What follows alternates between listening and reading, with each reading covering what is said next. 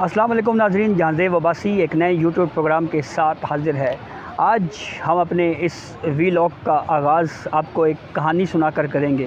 اور کہانی ہے جناب انڈین ہائی کورٹ کے ایک جج کی، اور مدھیہ پردیش نامی ایک ریاست ہے انڈیا کی، وہاں کے ہائی کورٹ کے ایک جج تھے جسٹس اتل شری دھرن۔ 2016 میں وہ ہائی کورٹ کے جج بنے، لیکن پھر اس دوران وہ بطور جج اپنی خدمات سر انجام دیتے رہے، لیکن پھر اچانک انہوں نے ایک خط لکھ دیا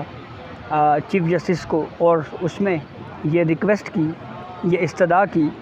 کہ میرا تبادلہ کسی اور ہائی کورٹ میں کر دیا جائے،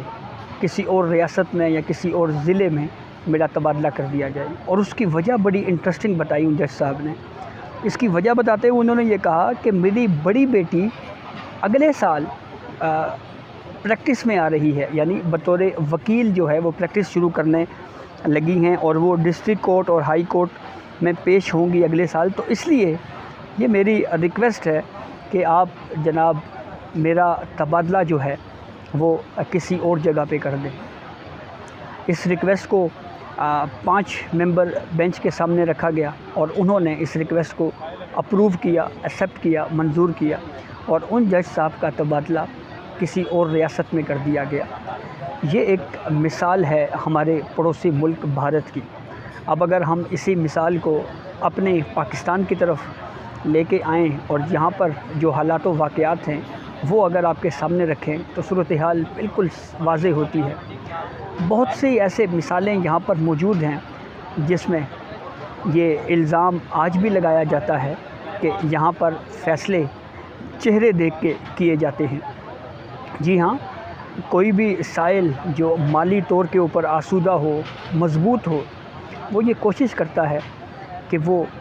ایسے شخص کی خدمات بطور وکیل لے جس کی کسی جج کے ساتھ بہت قریبی تعلقات ہیں یا رابطے ہیں۔ اسی حوالے سے کچھ ہمارے پاس ہسٹوریکل واقعات بھی موجود ہیں، جیسے سینئر وکیل ایڈوکیٹ حامد خان صاحب نے اپنی ایک کتاب میں بھی حوالہ دیا ایک سیاستدان فواد چودھری صاحب کا۔ پھر اس کے بعد ہم اگر مزید مثالیں آپ کے سامنے رکھیں تو یہاں پر ہماری ہائی کورٹس کے بارے میں ایک ٹرینڈ چلتا رہا کہ یہ تو داماد کورٹ ہے، یہ بھی فیکٹس آپ کے سامنے ہیں۔ اور بالخصوص جو حال ہی میں سپریم کورٹ آف پاکستان نے کہ چیف جسٹس عمرتاب بندیال صاحب نے اپنی مدر ان لاء کے حوالے سے جو مبینہ آڈیو لیک کے حوالے سے فیصلہ دیا، جس میں سارا غصہ پی ڈی ایم حکومت کے اوپر نکالا گیا، وہ مثال آپ کے سامنے ہے۔ ایک کمیشن بنا حکومت کی جانب سے کہ کچھ مبینہ آڈیوز آئی ہیں، ان کی انکوائری ہونی چاہیے، انکوائری ایکٹ کے تحت کمیشن تشکیل دیا گیا۔ جسٹس قاضی فائز عیسیٰ جو کہ نامزد چیف جسٹس ہے، ان کی سربراہی میں 3 رکنی کمیشن تشکیل دیا گیا۔ کمیشن نے پہلا اجلاس بلایا، پہلے اجلاس پر کارروائی کی، اور دوسرے اجلاس کی مہلت ہی نہیں آئی۔ اس سے پہلے ہمارے chief justice of Pakistan Umar Ata Bandial صاحب نے 5 رکنی ایک بڑا بینچ تشکیل دیا، جس کی سربراہی خود کی، اور کہا، اور پھر جب پروسیڈنگ شروع کی تو یہ اعتراض آیا کہ چیف جسٹس عمرتاب بندیال صاحب بالخصوص اس کیس میں نہ بیٹھیں۔ وجہ یہ بیان کی گئی کہ آپ کی مدر ان لاء کی مبینہ آڈیو ہے، اس لیے انصاف کے تقاضے یہی کہتے ہیں کہ یہ مفادات کا ٹکراؤ ہے، یہ کنفلکٹ آف انٹرسٹ ہے، اس لیے چیف جسٹس عمرتاب بندیال صاحب اس بینچ میں نہ بیٹھیں۔ لیکن chief justice of Pakistan Umar Ata Bandial صاحب نہ صرف بیٹھے بلکہ انہوں نے فیصلہ بھی کر دیا، اور اس کے اوپر بہت زیادہ کرٹیسزم ہوا chief justice of Pakistan Umar Ata Bandial صاحب کے اوپر کہ انہوں نے اپنی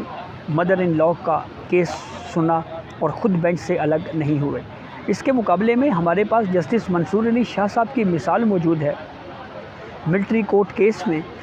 حکومت نے یہ اعتراض اٹھایا کہ ایک درخواست گزارا جنہوں نے فوجی عدالتوں کو سپریم کورٹ میں چیلنج کر رکھا ہوا ہے، وہ سابق چیف جسٹس ہیں جوادس خواجہ، ان کی جسٹس منصور علی شاہ صاحب کے ساتھ رشتہ داری ہے، آپ اس بینچ سے الگ ہو جائیں۔ فوری طور کے اوپر اٹھے اور بینچ سے الگ ہو گئے۔ ایک مثال پھر یہ بھی موجود ہے ہمارے ہاں کہ اسلام آباد ہائی کورٹ کے چیف جسٹس ہیں عامر فاروق صاحب، اور عامر فاروق صاحب کے والد آج بھی، ابھی میں نے کنفرم بھی کیا، جو ہائی کورٹ کور کرنے والے ہمارے رپورٹرز ہیں ان کے ذریعے سے، اسلام آباد ہائی کورٹ میں ان کے والد چیف جسٹس اسلام آباد ہائی کورٹ کے والد اب بھی پریکٹس کرتے ہیں۔ یہ بات اپنی جگہ پہ درست ہے، اس کو بھی ہم نے فیکچولی چیک کیا ہے کہ چیف جسٹس اسلام آباد ہائی کورٹ عامر فاروق صاحب کے والد عامر فاروق صاحب کی کورٹ میں پیش نہیں ہوتے، لیکن دیگر عدالتوں میں وہ ضرور پیش ہوتے ہیں۔ پھر اس کے بعد جسٹس مظاہر علی اکبر نقوی صاحب کی مثال ہمارے سامنے موجود ہے، اس کے اوپر بھی کافی زیادہ میڈیا پہ کرٹیسزم ہوا اور یہ کہا گیا کہ یہ اس طرح سے ان کو کیسز میں نہیں بٹھانا چاہیے اور نہیں کیسز سننے چاہیے، لیکن اس کے باوجود وہ کیسز سنتے بھی رہے، اور جب ان کے خلاف کمپلینٹس آنا شروع ہوئیں جس میں ان کے بیٹوں کی لاء فرم کا حوالہ بھی دیا گیا ان کمپلینٹس میں، تو چیف جسٹس عمر عطا بندیال صاحب نے یہ آبزرویشن دے دی کہ جناب میں تو جسٹس مظاہر علی اکبر نقوی صاحب کو اپنے ساتھ بٹھا کر کسی کو کوئی خاموش پیغام دے رہا ہوں۔ اس وقت پاکستان کا جوڈیشل سسٹم، اس کے اوپر بہت زیادہ سوالات اٹھائے جا رہے ہیں، اور بالخصوص ایک ایسے وقت میں جب پاکستان کا عدالتی نظام جو بین الاقوامی انڈیکس ہیں، بین الاقوامی درجے ہیں، اس میں انتہائی گراوٹ کا شکار ہے۔ جسٹس ریٹائرڈ مشیر عالم صاحب نے ایک کانفرنس میں یہ کہا تھا کہ انٹرنیشنل انڈیکس میں پاکستان کا جو جوڈیشل سسٹم ہے وہ 140 میں سے 129ویں نمبر کے اوپر ہے۔ یہ صورتحال ہے ہماری، اور ایک بار بار یہ مطالبہ کیا جاتا رہا کہ chief justice of Pakistan Umar Ata Bandial صاحب اپنی مدر ان لاء کی مبینہ آڈیو کا معاملہ ان کے سامنے ہے، وہ اس کیس کو نہ سنیں، اس بینچ سے الگ ہو جائیں، لیکن وہ الگ نہیں ہوئے۔ ایسی اور بھی بہت سی مثالیں ہیں، جیسے میں نے آپ کو اس ویڈیو کے آغاز میں بتایا کہ ہمارے ہاں یہ کوشش کی جاتی ہے کہ اگر کوئی بااثر شخص ہے، مالی طور کے اوپر کوئی مضبوط شخص ہے، کہ اس نے وکیل کس کو کرنا ہے، اور وکیل ڈھونڈنے کے لیے بھی ایک پورا پیمانہ اور پورا طریقہ کار جو ہے وہ یہی ہے کہ جناب انڈرسٹینڈنگ لیول کہاں پہ کتنا ہے اور کیا ہے۔ اسی وجہ سے آئے روز ہم دیکھ رہے ہیں کہ سائلین انصاف کی راہ تکتے تکتے اس دنیا سے جانے کی بھی مثالیں موجود ہیں۔ کچھ ایسے فوجداری مقدمات بھی ہم نے دیکھے